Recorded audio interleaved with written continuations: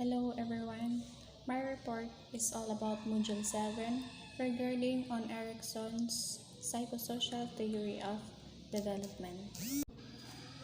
Erikson's stages of psychosocial development is very relevant, highly regarded, and meaningful theory. Life is a continuous process involving learning and trials which help us to grow. Erikson's enlightening theory guide us and help us tell why. Erikson has the virtues of stages of psychosocial development. First is Erikson's 8 stages theory is a tremendous powerful model. It is very accessible and obviously relevant to modern life. From several different perspectives for understandings and explaining how personality and behavior develops in people. As such, Erikson's theory is useful for teaching, parenting, self-awareness, managing, and coaching, dealing with conflict, and generally for understanding self-others.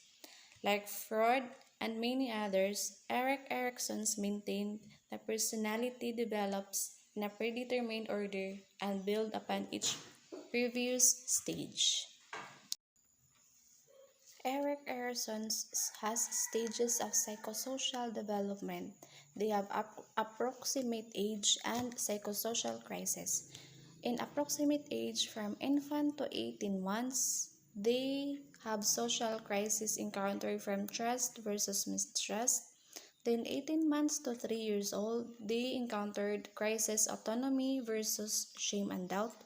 Then 3 to 5 years, they encountered the social crisis from initiative versus guilt. In 5 to 13, they have industry versus inferiority. Then 13 to 21 from identity versus role confusion. Then 21 to 39 years, they have a social crisis from intimacy versus isolation. Then 40 to 65 years old, they have encountered a social crisis, generativity versus stagnation. From 65 and older, they have a social crisis from ego integrity versus despair. The first stage infancy is approximately the first year or year and a half of life. The crisis is trust versus mistrust. The goal is to develop trust without completely eliminating the capacity of mistrust. It is the primary caregivers, like the parents, can give the baby a sense of familiarity, consistency, and continuity. This second stage is early childhood from about 18 months to 3 or 4 years old. The task of this is to achieve a degree of autonomy while minimizing the shame and doubt. If mom and dad or a caregiver permits the child, and now a toddler, to explore and manipulate his or her environment, the child will develop a sense of autonomy or independence. The third stage is early childhood from initiative versus guilt. Initiative versus guilt. This is from preschool age from 3 to 5 years old. Using initiative in planning or carrying out plans, this age they have initiative or they have discovered the initiative that learning new things is fun or develop a sense of guilt over misbehavior regarding parents' limits or being criticized of activities done. The task of this is to learn initiative without too much guilt. Initiative means positive response to the world's challenges, taking on responsibilities, learning new skills, feeling purposeful. Parents can encourage initiative by encouraging children to try out their ideas. We should accept and encourage fantasy and curiosity and imagination. This is time for play, not for formal education. The child is now capable as never before of imagining a future situation. One that it isn't reality right now is initiative is the attempt to make that non-reality is reality. The fourth stage is school or industry versus inferiority. This age is from 6 years old to 12 years old.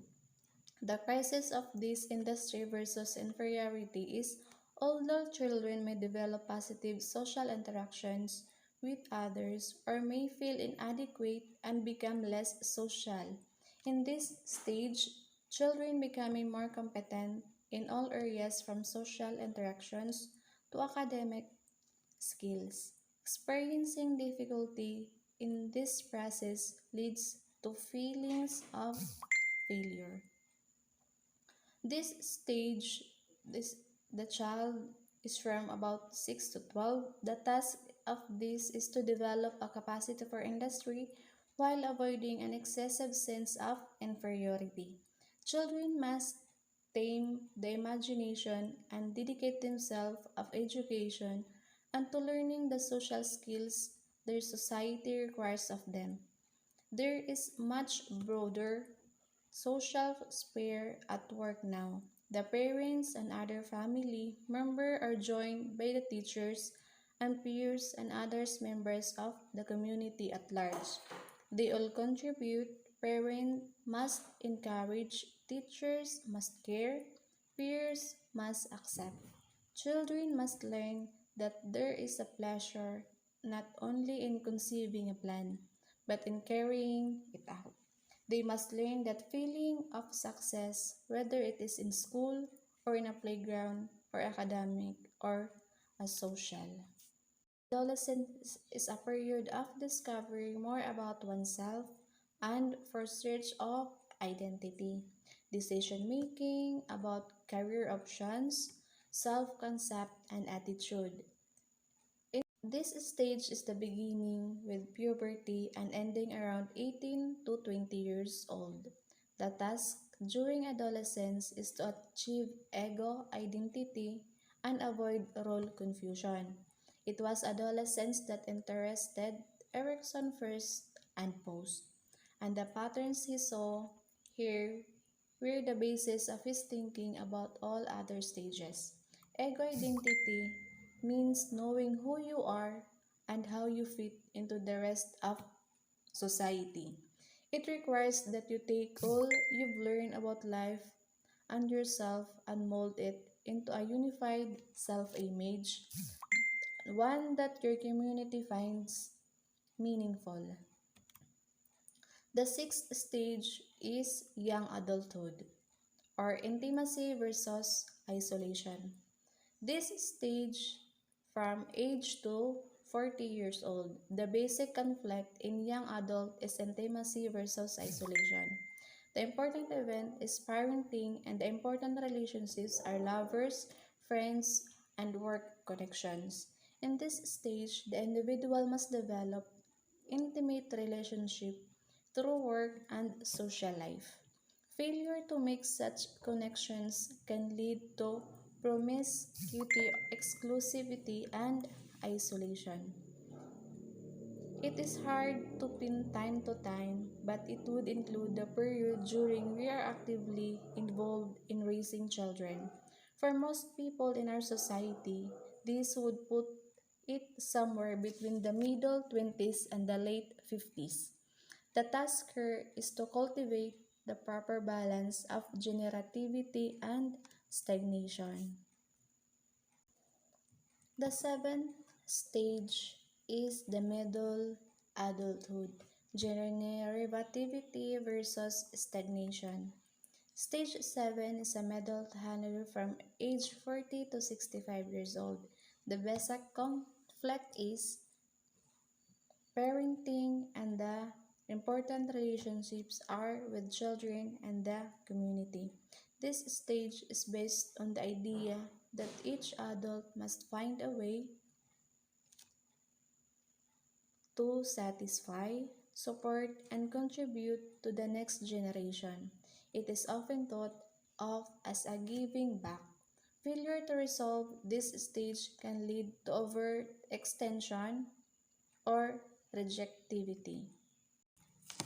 The last stage is late adulthood or ego integrity versus despair, the crisis. Age is 65 to death. The basic conflict is ego integrity versus despair. The important event is a reflection on how acceptance of individual's life.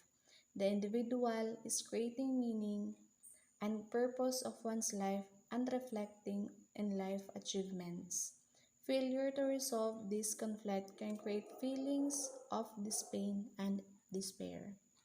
This last stage referred to delicately a late adulthood or maturity, or less delicately as old age. Begins sometimes around 60 years old. Some older folks will protest and say it only starts when you feel old, and so on. But that's an effect of our youth workshopping culture, which has even old people avoiding any acknowledgement of age.